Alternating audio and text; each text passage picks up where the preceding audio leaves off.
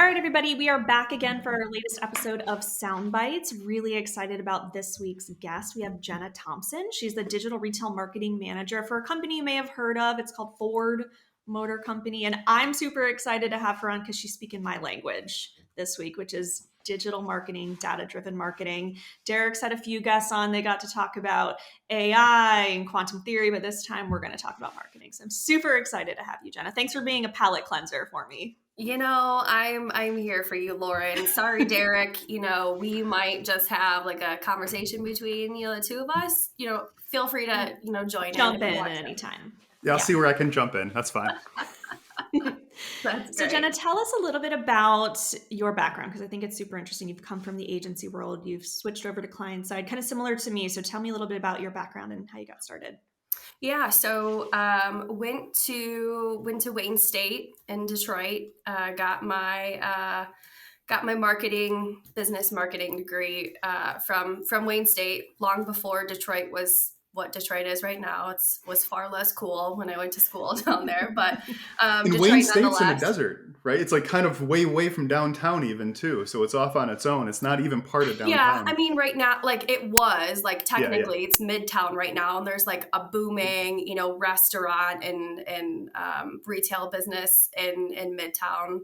Everything is super cool in Midtown right now, of course. Went to school at Wayne State. My relationship with Ford has been pretty non-traditional, but weird, and goes way back to when I was in college. I had a family friend who worked for an agency, experiential agency, that did mini road shows with Ford. So we would go, and it was way back when Ford had all of the brands: Ford, Lincoln, Mercury, Volvo, Land Rover, Mazda, and Jaguar. And we would take vehicles out on the road, and we would go to partner businesses with Ford. So familiar with like the plans, A plan, Z plan, whatever plan, but partners, friends, family, and partners of Ford get a special plan. And so the whole tour was kind of to like bring awareness around this plan. And so I did it kind of off and on when I wasn't in class.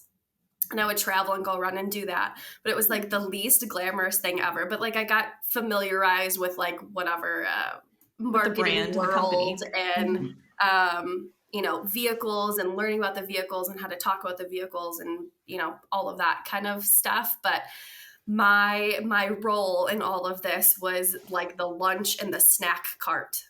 So very important though. Those cannot be overlooked. I, as a participant in these, events now, like I go for the food. I want to see what they're giving away, So yeah, we would have, set up and tear down three events in a day, coffee and snacks and muffins in the morning, hot dogs in the afternoon. So like, imagine it's like 128 degrees in Arizona in July on the blacktop, cooking hot dogs in a little trailer. But it's humble beginnings. But that's kind of where I started. And through that relationship, oddly enough, I met a person at Team Detroit. She was the director of project management at the time. My family friend that set me up with the hot dog job also set me up dog sitting for this woman. And through a series of life circumstances, I was laid off from another job. I just graduated. I was like ready to find something new, and reached out to her, sent her my resume, and I had no idea what project management was. Zero. Like they don't cover that in college. What is Team Detroit for the folks who maybe don't know what that agency is? Yeah, so Team Detroit at the time was the agency of record for Ford. Conglomerate of 5 different WPP agencies, all focused on delivering Ford business. So it's kind of the first of its kind, and it's now since evolved into GTB, or Global Team Blue. And then parts of that have merged into the larger VML Weinar conglomerate agency, all still WPP, but the evolution of agencies is a fun one and probably a separate topic. But worked there as a project manager on Ford and Lincoln Business for a really long time, 4 years. That's not a really long time, but it was a really long time for me. It felt like in the agency world, it can be. in agency you burn world, out fast or you stay forever, right? It's like dog years. Yeah. But I worked on Ford and Lincoln Business. I relaunched the Lincoln brand when they came back out with their rebranding in 2012. That was a huge thing that I kind of felt like I got to take my stamp on. And then just through connections of that, staying kind of connected and in the loop with my client at the time, who became a friend and a mentor along the way. She called me up one day. I had left Team Detroit and went to 3D Excite or Dassault Systems here in Royal Oak, working on global GM business and some other like mixed brand kind of stuff. That was a great time. That other mixed brand kind of stuff was actually a really cool vehicle platform. That's right. Yeah. Yeah. Working on Acura NSX configurator when they relaunched that. That was a project. And I think, Derek, you bring up really an interesting point about all of that. Like in my career, I've been agency side, vendor side, and now client side. So like that is kind of like full life cycle of all of the different sides of business. And it was enlightening to be, on the vendor side, right? Like you're working with an agency who's working with a client, like you're so far removed from the actual decisions that are being made. But yeah, I was there for a little over a year, worked on Acura NSX work, some Honda work, some GM work, and learned CG. I mean, like from scratch. That's like CG artists and CAD data and how that goes from engineering data to a photorealistic image is like mind blowing, but I loved it. Got a call one day from my client and said, hey, there's this Lincoln job that's open and we think that you would be great. And I had just bought a house in November. So I bought a house, quit my job, and started a new job all within a 3-month time span. So that was all the stressful things you can really do basically compressed into yeah, definitely. So that's kind of how I got to Ford. Probably a really long-winded story, but all of that really to say is my experience, my relationship with Ford goes way back in a different way than a lot of people in Metro Detroit. Like I don't have family that worked for Ford. I've just kind of it helped me pay for college, right? Like being on the road and slinging hot dogs helped me pay for college and like kind of set that like early relationship with the brand. And yeah, I've seen a lot along the way.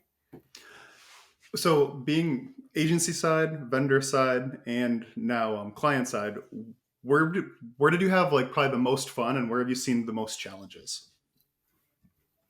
I mean, I'd be remiss to say that working at the agency wasn't fun, right? You have, typical agency, right? You have a bunch of other, younger professionals who are kind of all in the same boat. I'm not exposing, any secret truth, but, agency employees work a lot of hours for not a whole lot of money. But it was an early look into, professional environments, and probably a professional environment that was like the least professional some days, right? Like, you got people skateboarding down the hallway in a clown mask on random days, or, trying to get creatives to give me my page comps and, sliding them a box of Girl Scout cookies in order to like get my stuff done. Possibly where I learned some negotiating and persuasion skills. Oh, for sure. I think, especially on the project management side at an agency, you have to learn how to navigate the creative teams who, were kind of well known for being slightly more temperamental, maybe a little bit emotional, A to little try to bit. relay client feedback that may not be the Yeah. nicest. So then and you also have to manage the client relationship as well, who maybe don't understand the process as well as you do since you're in-house. So you definitely learn how to talk to folks and navigate both sides of that equation. Yeah. And like all different personalities, right? So Mm-hmm. working in digital, right? I was working with the OLA team and working with the developers, some on site, some off site, right? Building relationships with them, and the creative team and the metrics team and the account people. And, so I didn't know it going into it, but I am definitely a project manager just in life and at heart. Like my personality type is a project manager. I Do you have plan all of my spreadsheets for your friends' parties? trips. I've got spreadsheets for gifting at Christmas time and assigning tasks for holiday parties and all of that good stuff. So yeah, it is. It was the perfect job for me. I really did. I really did enjoy it. Yeah. And I think you made a good point early on. Like, that's not something you really learn in school, right? And I Yeah. think, year one, semester one should be task and project management. Like, that should be a class that kids have to take, because then you end up graduating. Well, first of all, you don't manage your schoolwork properly because you don't know how to project manage there. And then once you get out, you lack that skill. And you generally, we've been talking with people, you lack really good technical communication skills Yeah. and interpersonal communication skills. Like, those two skills are probably the most important when you get out of school, and they're the least emphasized when you're in school, independent of the discipline. I know we kind of sound like boomers when we say this, but it's true. It's like when Yeah. I've had interns who have worked for us, or just younger people kind of coming into the workforce, I think like business communication is a very overlooked Mhm. skill set in college right now. It's like composing an email, how to have a conversation on the phone Yes. with somebody. It's like the further away we get from these sort of interactions as we're younger, it's like it's really hard to pick that up quickly. Mm. And so Yeah. it takes a long time to learn it. Yeah. By the It's time, I'm it's sorry, go ahead. wild.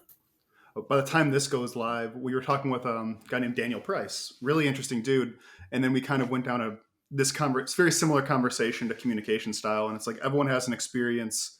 Most people have an experience like being passed over in the corporate world, right? They didn't get a job that they thought they should have gotten, that they work really hard, they're really smart, they're extremely talented, and somebody else that may have been less capable got it. And it's almost invariably, like, subtract politics, almost invariably that person was probably the better communicator, right? 100%. Like, even if their 100%. skills are weaker, and when you're coming up, you don't realize that until it's happened to you maybe once or twice, and then Yeah. it's like, oh man, I have to change something, and it's usually Yeah. communication and project management skills.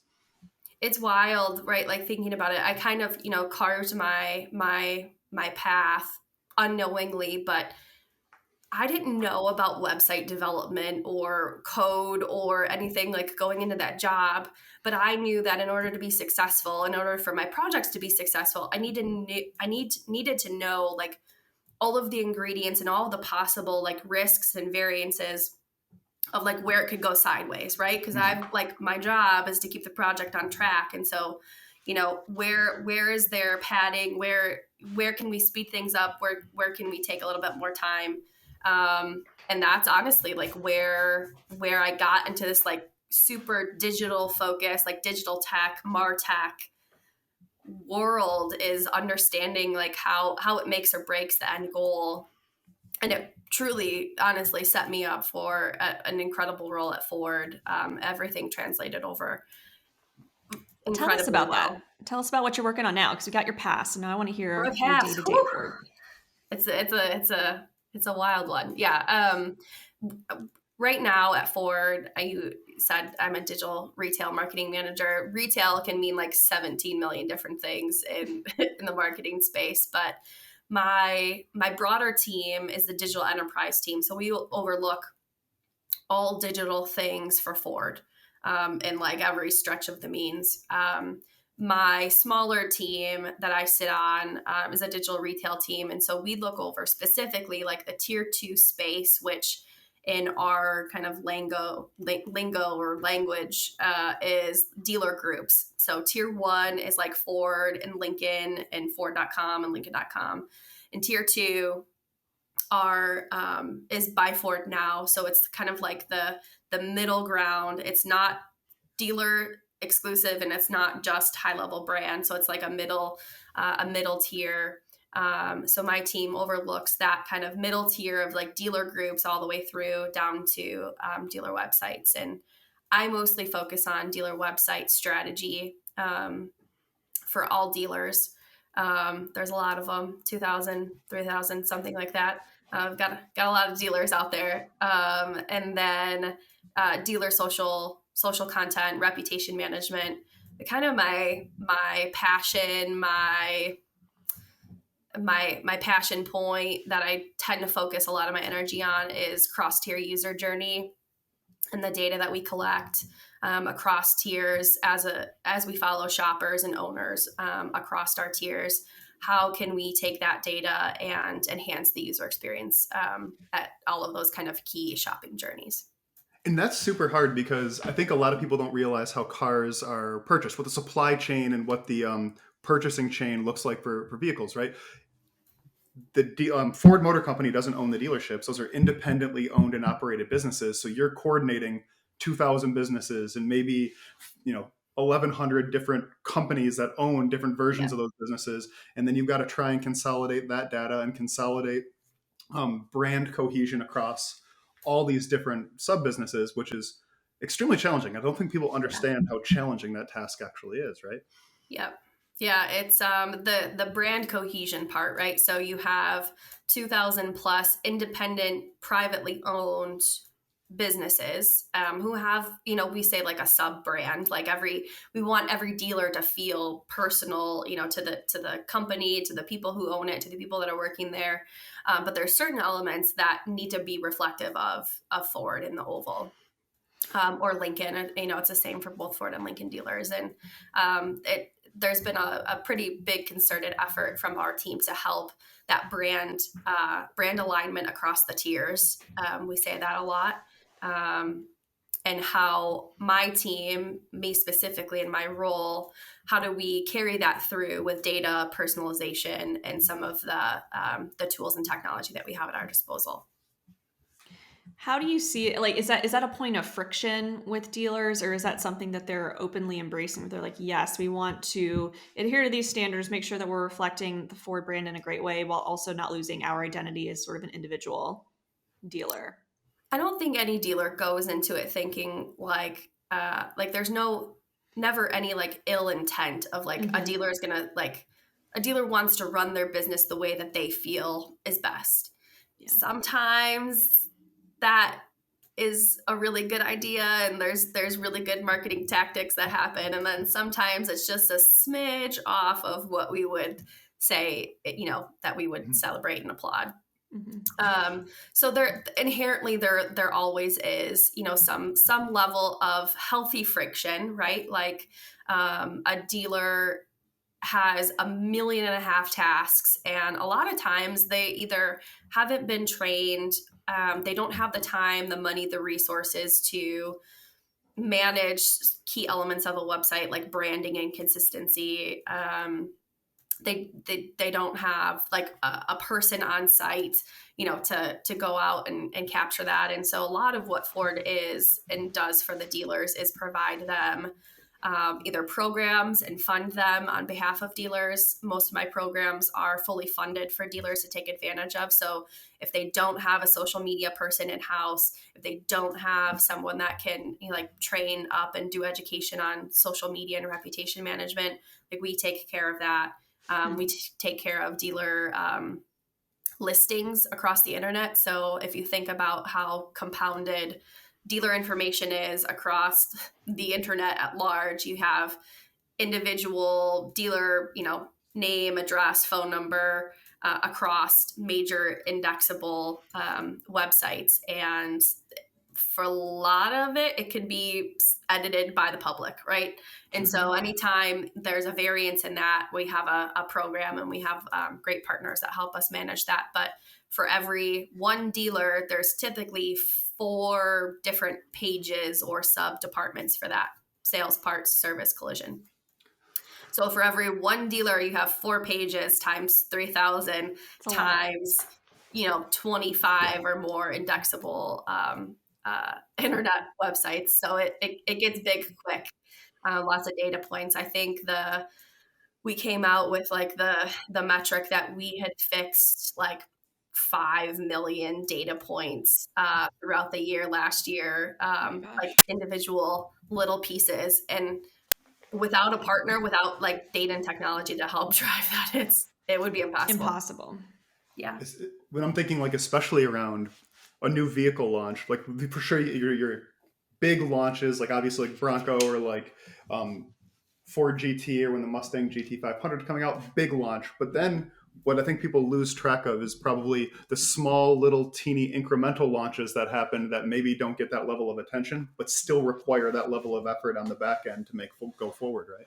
Yeah, there's a whole, I mean, it's a whole data driven beast of a process that we call MICO, model year changeover. It's both an action and a noun. Like we say like something is MICOing, but it's like you would never say like model year changeover-ing. Like Yeah, yeah. it's a thing. But like going from one model year to the next, like all of the data points along the way that have to change from 21 to 22, or price increases or price adjustments or new vehicle features, how that gets spread across the digital ecosystem. It is a big archaic web sometimes with a company as old as Ford. And so we have lots of digital band-aids in place. We struggle sometimes to stitch those all together or to move really quickly, versus looking at other companies who aren't as old, but kind of were able to scrap everything and rebuild systems, supporting data systems from the ground up. And it's not as easy in automotive, particularly with an older company. Most OEMs and automotive companies have the struggle. Cars are very complex, both building online, ordering, purchasing, distributing. It's not an easy game. Yeah, like when I started my career was in automotive as well, right? And doing that model year changeover was tricky because if you were a subsystem assembler and you were to change one bolt, seems inconsequential. Just you're going to change one bolt for whatever reason. You can't just do that because now if somebody else that's also in the same packaging space changes another bolt, now you try to assemble the two things and those interfere with each other and hit each other. Now it's a huge problem, right? So like the governance to be able to get all the parts and into the model year and get that thing launched and then get all the documentation changed and then being able to market it and then be able to take the supply chain of those vehicles and get it into the hands of the dealers to sell it and get all the it's a monumental task. And if you have all those legacy systems in place too, you can't just cut those off because you have to keep the wheels on the bus. You got to keep that thing moving. Yeah. Real tough job. I feel like that's pretty, I don't know. I think that's kind of industry agnostic. I haven't spoken to many people who are like, yeah, we were able to burn it all down and start over. I feel like when you have these systems in place, it's typically like a digital band-aid to make these, like you're kind of Frankensteining these things together to make it work. Speaking from personal experience in my career, where it's like it's seemingly faster to do that in the short run, and it is, but in the long run, it's going to be painful and it's going to break at some point. But we got to stick a band-aid on it to keep, to Derek's point, the wheels on the bus.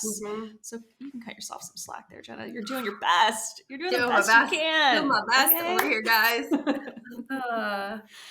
I was thinking as you were talking about how you have like 3,000 dealers, and it reminded me of the $5 Footlong from Subway. Have you guys heard about the story where the $5 Footlong started in one of their franchises, like one of their locations, and then it became like this national thing because they realized how successful it was? So I was wondering, a lot of these dealers may have issues and they need your support, but have they ever done something so amazing where you're like, oh my gosh, like maybe we should roll this out on a bigger level? Wow. We look at, there's a pretty good group of dealers, maybe 20% of the dealers that are just like digital marketing superstars. They might have, agencies or support that help them, but like they are doing it right. They're doing it well. I think we saw a lot of that come out some like digital best practices with dealers early on in COVID. The dealers that were nimble enough and could pivot quick enough, when their showroom shut down, it a lot of dealers have been doing, video walkarounds and FaceTime calls and stuff like that long before. But there were some Lincoln dealers that really kind of set that client experience pretty early on before COVID, helping to engage customers in their space on their time.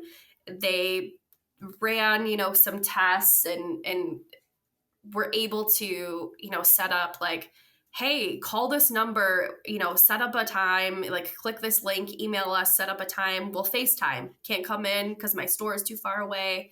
We'll arrange pickup and delivery. And so we can bring you your new car, sign the paperwork on the spot.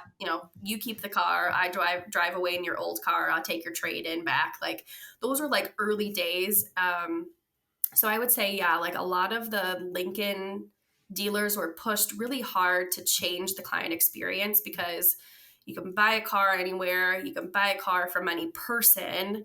And Lincoln truly believed that setting experiences apart as something special and providing these certain types of client experiences to a luxury customer would really kind of take Lincoln to a different level. And I think it started with those dealers.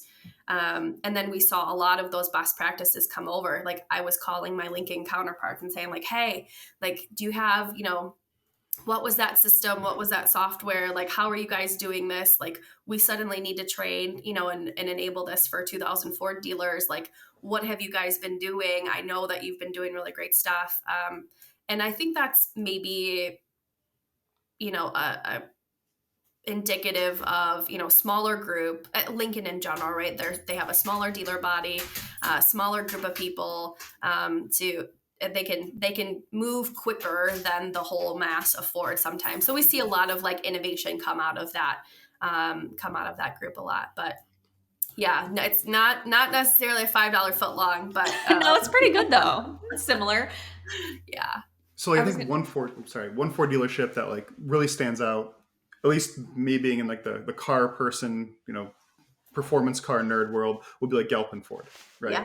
Like this, the content they make do it repeatedly on high performance stuff. It's like, okay, that is a really good example of how dealerships can create a really engaged audience. And you have people from New York, Florida, Texas, Michigan, North Carolina trying to buy cars from that dealership, even though it's nowhere near them. And you're still going to pay maybe the same price, even higher. But they resonate really hard with that brand, which has been interesting to see. Yeah. Do you see any overlaps or like general patterns in the dealers who are doing it really well? Is it geographic? Is it, what's making them superstars, or is it just sort of all over the place and random? I think it's a little bit of the mindset, right? Like the shifting of the mindset of I need to sell, and certainly with the microchip shortage, the dealer mindset of I need to sell what's on the lot. Like we've always been able to place retail orders. That's like not a new concept. But the dealer mindset shift of I need to sell what's on my lot right now today versus I don't have a lot on my lot. Like, let me get you an order. Let me get you into an order. And just like the spread of things like those, video walkarounds, FaceTime calls, like the dealers that are thinking differently about the client experience are the ones that are succeeding. You have to change, you have to evolve, you have to grow. COVID forced a lot of dealers to get out of their old ways of doing things, out of their comfort zones. And I honestly have loved to see that evolution. It's hard, it's painful, but it was definitely the right thing to do. We talk about it like in our world, it's pulled, I guess, digital transformation, to use the buzzword, like 10 years forward, right? Like everything that you'd have to convince somebody, or even the smart building stuff that we worked on, a lot of that would take convincing, and it's like, oh, this is the way we've done it. We can keep doing it. It's not broken. But then all of a sudden, like, it was broken, like instantly broken, and people didn't have a choice but to change. So for you, going from, being in Dearborn and working with the team every day, being able to walk to somebody's desk or walk to a meeting and collaborate and get things done, to now I have 1,000 stakeholders, all remote, all the time. From a project management perspective, how did that shift how you guys had to operate? It and we still struggle with it, right? It's you lose the coffee talk, standing in line and getting coffee down in the cafeteria. You lose like elevator talk. I don't see our leadership team, or people that are executives within our marketing department, because you don't schedule time on their calendar to like pop in and like say, hey. I think culturally it's been really difficult for anyone in like a bigger or smaller company, maybe for the same reasons. If I want to talk to someone, I have to put time on their calendar. I have to IM them, or certainly I have lots of great relationships, but it's a little bit of out of sight, out of mind. Sometimes that's good, sometimes that's bad. I think it's particularly challenging for people new to that culture, new to the workforce. I have mentees that are new to Ford. I mean, they started at Ford like a month before the world shut down, and so they don't have that network. They haven't had the opportunity to like build their network of people within Ford in person, and it's really difficult to build digitally. It's the Your only network way of to do it, people. I think, Yeah. to your point. Like when you're like an entry level person at Ford, you're not going, to your point, put time on someone's calendar who's like Yeah. 2 levels above you. But if you run into them when you're getting coffee and strike up a Yeah. conversation and they get to know you, like it's a more organic way to sort of be introduced to folks who you wouldn't have a reason to work with otherwise. Yeah. And so, a lot of people can make arguments about lack of productivity when you're working from home, and that's a story for another day. But I do think like the internal networking is huge. Just even understanding the culture is a lot harder when you're doing it Mhm. remotely, especially in a large organization like you're in. It is challenging to sort of get a sense like you're a feeling like you're part of that Ford family if you're not in there, at least at a minimum, right? Of 1 day a week or 2 days a week. Yeah. Yeah. And it puts strain on calendars, right? So like Mhm. having one-on-ones and personal conversations with people, like I have to block time to do that, versus Yeah. like going over to my director's desk and be like, hey, I need this. Like, I just sent you an email. Can you please take a look at it? Like, it's Mhm. urgent. Like, now you got to call and you got to text. Like, it's just this like you are forced Be to annoying. communicate in very strict ways, Absolutely. and it's difficult. Yeah. So I've tried to be very conscious about introducing the people that are like formal mentors and some informal mentor and mentee relationships. Like I I had the benefit of being walked around and introduced to all of these people, and the people had the benefit of like, interacting with me in person. And there's just a certain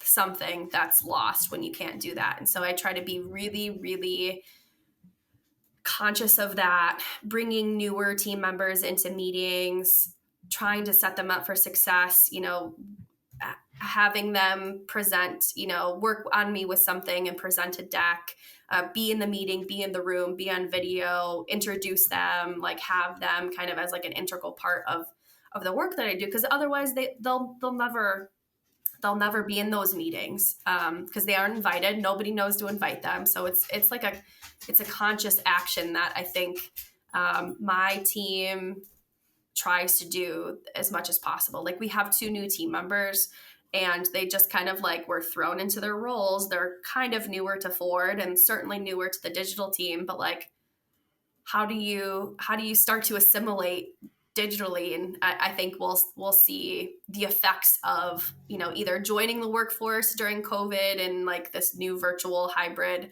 working arrangement, and its effect on corporate culture, I think for years to come.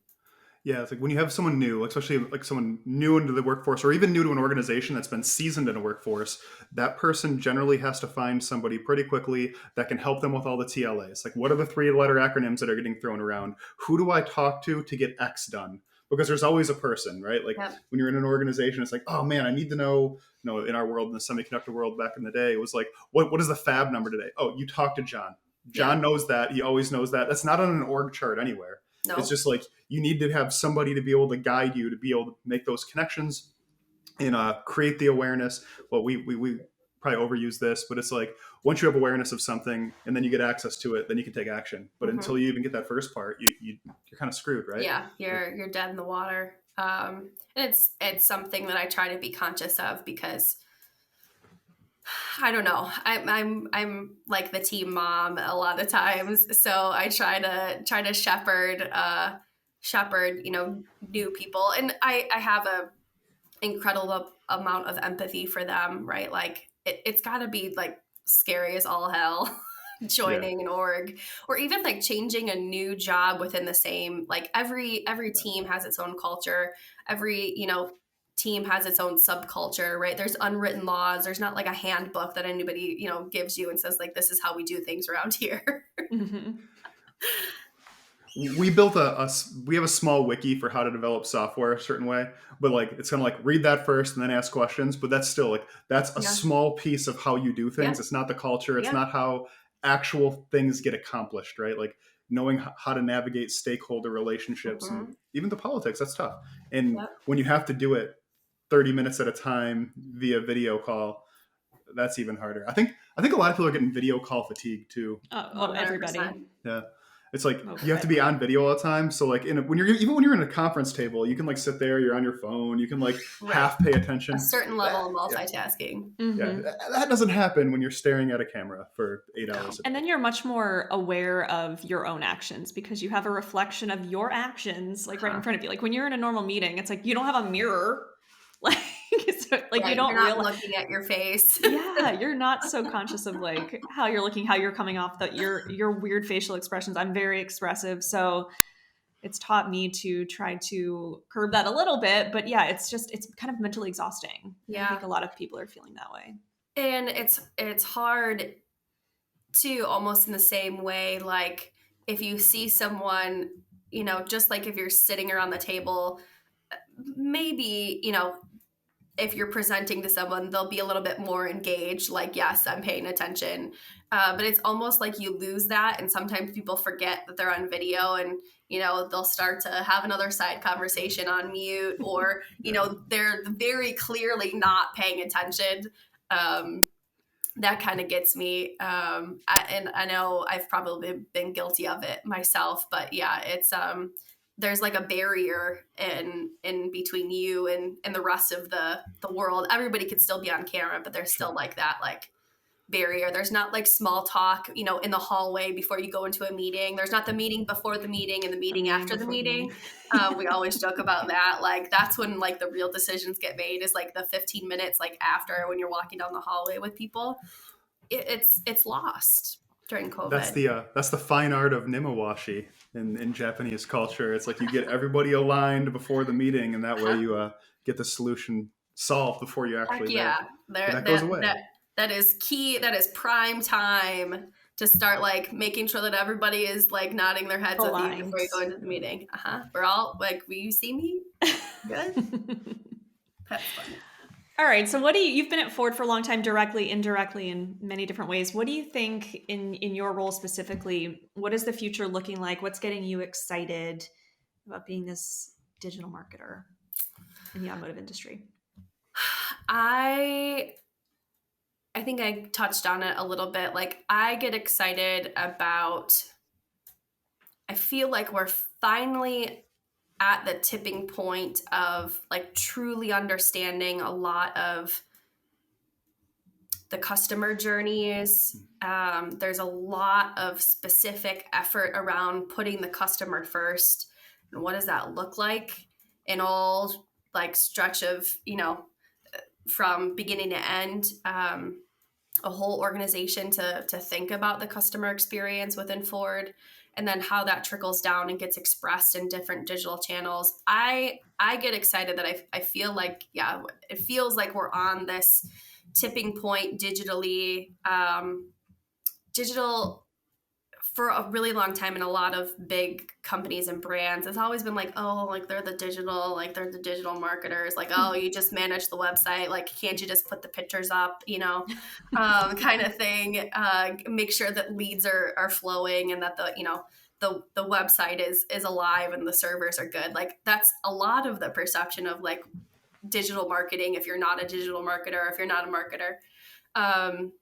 So I feel like we're at this point of like, we're finally getting a little street cred, like a little respect around town. So that's been great. It's an exciting time. I will always be energized by digital. It is always changing, always evolving, always growing. I love to see, and I feel like it's like a rite of passage, like, things that we did or were like trying to do 5 years ago that were like, no, that's too weird. QR codes was too weird. We don't like that.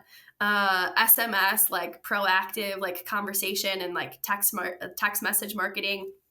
That's a little too invasive. I don't know if we want to do that. Like very conservative things, but like as like the customers demand it and as culture demands it and as other like innovators and brands are like pushing the bounds, and it's like Ford's like, okay, like this isn't so scary, like so that excites me, right? Like I love seeing things change and grow that like I felt super passionate about, and like I get to see that like start to come alive. And I think anybody that's been in the business for a little while, you see things, you see cycles, you see trends, right? Just like there's trends in pop culture and flared jeans and yoga pants. They're back. They're back.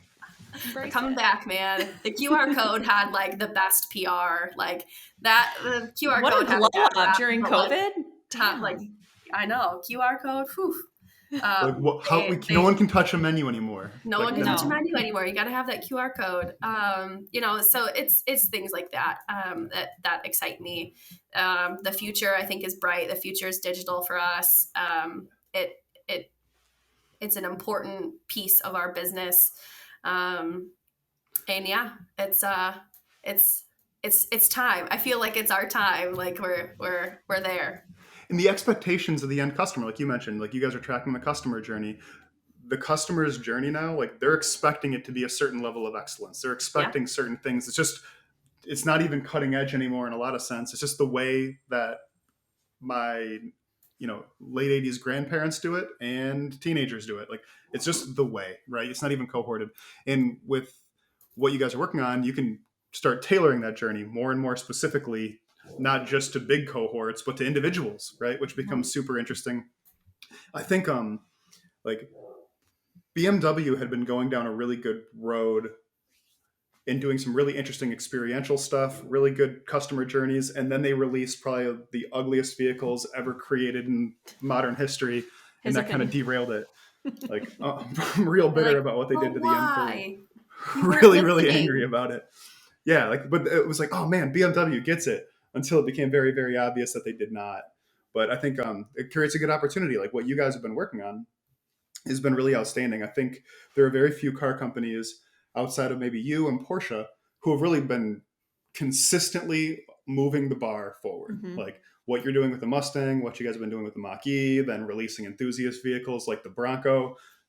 The amount of organic reach you're getting, the amount of influencer reach you're getting is unbelievable, which drives more traffic back to your dealerships, which creates more brand value. And I'm trying to think of anyone else that's doing it better right now, and I'm struggling. Maybe like you and Porsche seem to be doing really good at that, but different tier of customer, which is So outside of that, we started to prep you for this one, but if you could go back and have dinner with yourself, like 18, 25 years old, pick one of them, what advice would you have? Like what would you sit down and what would you just tell yourself if you had an hour to really chat? That's a really interesting question. And I know that you teed it up, for me to think about. I mean, at first, I started to think about like, what advice was I given in those early years that I like, was there something that someone told me that I still believe in? Is it like it's like a core memory?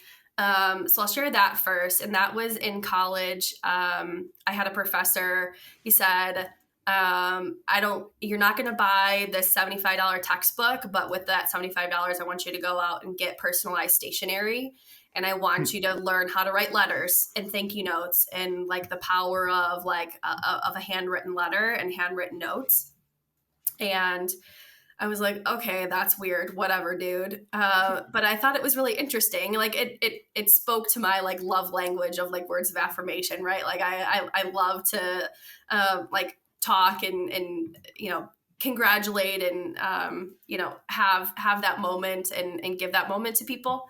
And so I started it in my professional career. I ordered personal stationery, like had my name at the top, and I wrote it to people that I interviewed with as a thank you and mailed like a handwritten card. And then I started doing it after big project launches, writing thank you notes to all my team members at the agency, the account people, the developers, the QA people, the metrics guy, everybody. And I actually had somebody come back and comment like, I will always remember that you personally thanked me. You mailed a handwritten letter to Argentina to thank me for my job. Like no one has ever done that before in my whole entire career, and I always remember it. It's like things like that, like little nuggets of like humanity, I think, along the way. But what would I go back and tell myself? Like nothing is as serious as you think it is, right? Like, clients can be mad, teammates can be mad. But if you like sit down and think about like what's driving that emotion, I think in inside of a work culture, outside of a work culture, like understanding how people operate and any sort of emotion is always driven by something else, and taking the time to like sit and understand like why a person is having this reaction is certainly more powerful than just reacting to the emotion in the moment, right? Like I try to think about that if I'm reacting negatively to something, right? Like, or if somebody is reacting negatively in a way, like I have to be able to explain why I'm feeling this way to someone. Like if I'm upset or disappointed or something didn't go the way that it was planned, like this is how this affects me by not having this, deliverable on time. Like now I have to go and, speak to 3 levels above me and tell them that this isn't going to happen. And like, I need you to work with me so that I have like the full story. Right.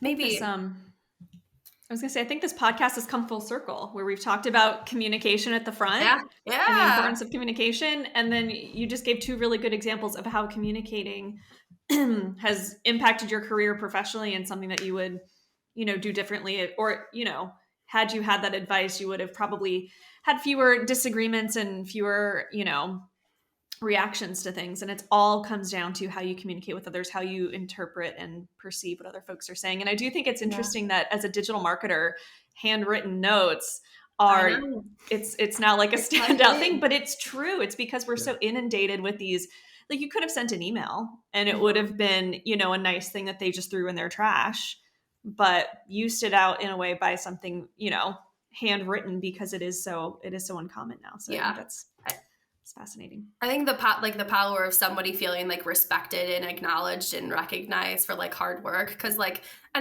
everybody does hard work every day, but like for one person to stop and say like, hey, like I really appreciate, like we couldn't have done it without you, like thank you, like the power of a thank you, the power of feeling like respected, acknowledged, like in the big mass of people that we work with every day. So yeah, I try to carry that through, but in a previous life, we came from a place that didn't necessarily value thank yous in positive affirmations. So wait, it's like, really? Yeah, weird, right? And so like when somebody would do a really great job, it's like, yeah, well, you're supposed to do anyway. that. Next. Yeah. But Congrats. Like there's no pats on the back here.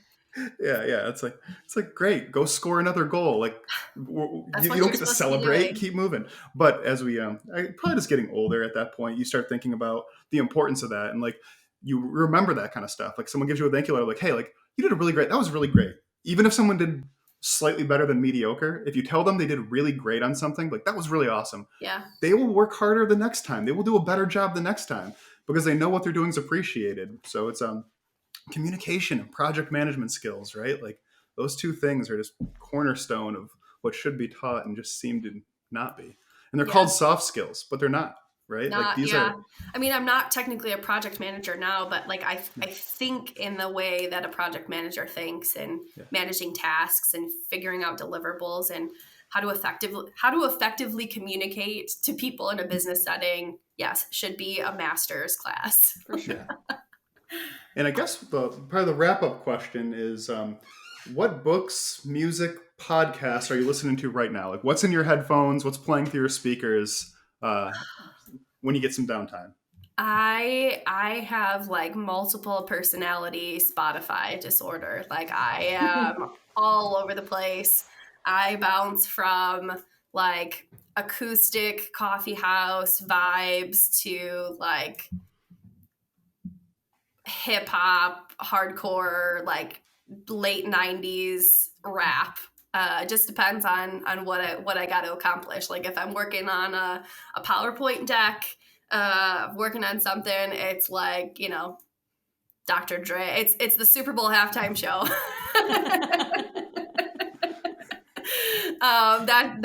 That like gets me excited and like keeps me focused. And that's been the hardest thing about working from home during COVID is like the absence of other distractions. And I love going and sitting in a coffee shop. Like just for like people interaction and like seeing other people, because I get distracted by the silence more than I get distracted of like other people. And so, I always have music going.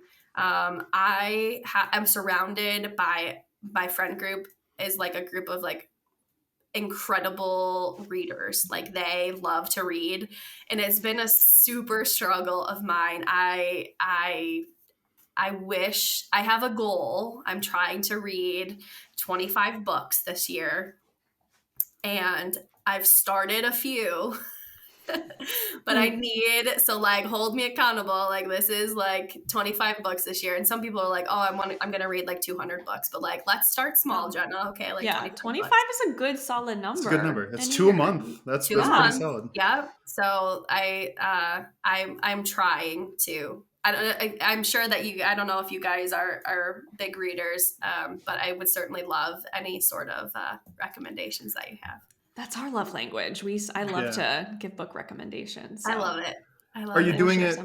Are you reading it on paper? Are you reading it digitally? I'm not like a Kindle. I've tried to like audio book it. Like I just get distracted and I don't pay attention. I listen to podcasts, here and there, like some business podcasts, like pop culture podcasts. But I need to like pick up a book and like unplug. I think that's harder. That makes that 25 number actually harder because like I'm an Audible junkie, right? So I rip through a lot of books on Audible, but that's easier because you can be doing something else while you're consuming something at 2x. You have to, there's a level of intention involved with picking up a piece of paper and reading through that for 8 hours, right? Yeah. That's awesome. Yeah, definitely. But yeah, offline we'll share some book recommendations. Huh? I said offline we'll have to give you some book recommendations. Yeah, we need a meeting after the meeting to talk about. Yeah, it's classic meeting after the meeting. We'll give you some short ones to help pad that number a little bit. Thank you. I appreciate it. All right. Well, sorry, go ahead. Oh, I'll do the intro. I'll do the outro. Jenna, thank you so much for being a marketer on this show. We could talk shop, have a ton of fun. Appreciate you being here and sharing your insight. Thanks for having me. Thanks, Jenna. Oh gosh, well I guess last thing. Where can we find you? One more thing? Yeah, like one last thing. Where can we find you? So LinkedIn, is there anywhere else you want to drive people to? Yeah, LinkedIn, Jenna Thompson, and I think my Instagram handle is the Jenna T on Instagram. Great. All right, we'll link all of those. We'll link it all together. Wonderful. Thanks, Jenna.